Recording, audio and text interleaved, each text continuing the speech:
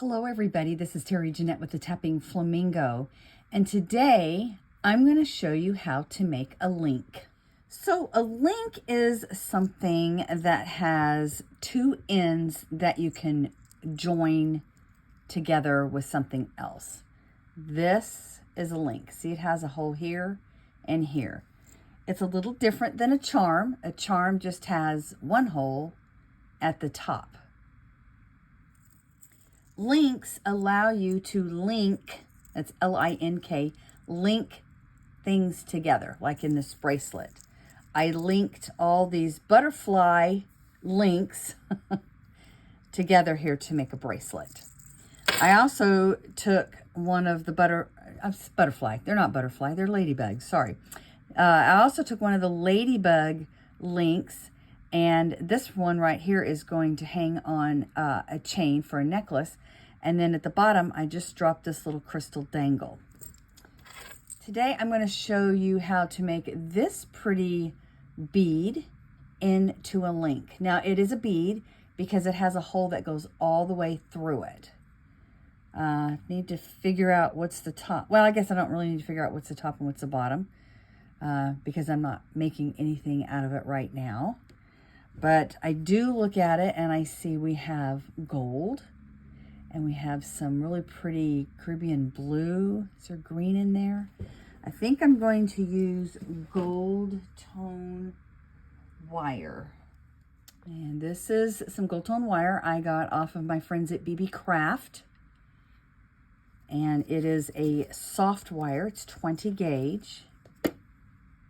And basically all I'm going to do is put this bead onto the wire.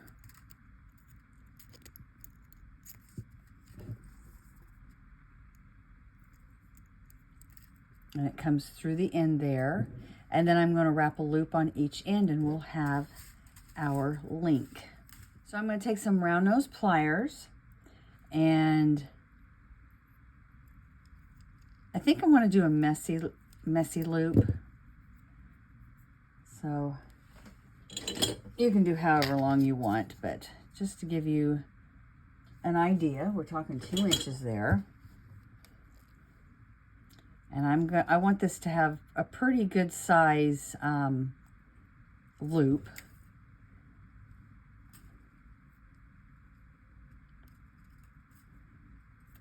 Just gonna wrap this around. You can wrap it neat, you can wrap it messy, which that's how I'm going to do it. I like the organic look of all these.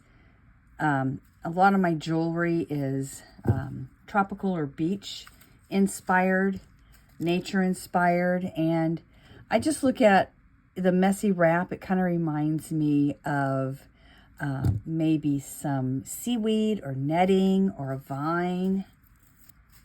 Okay, so that's one side. Now, if I didn't want to make a link, I could bring this up here and wrap it around and we'd have just a little dangle. But I want to make a link. And what I did over here, I'm going to do the same thing over here. And notice I do keep my wire on the spool. I haven't cut anything off yet. This allows less waste. All right, so I'm going to go around. I'll go around a couple times here. Messily. I think I'm going to go around one more time.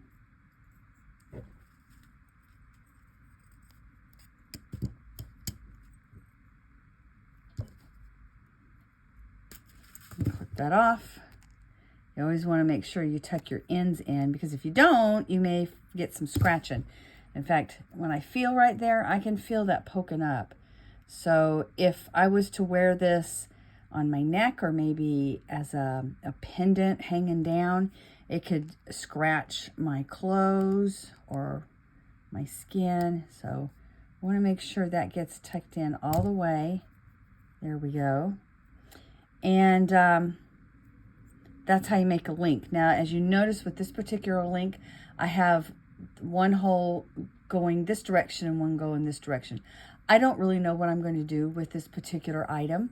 That will be for another video.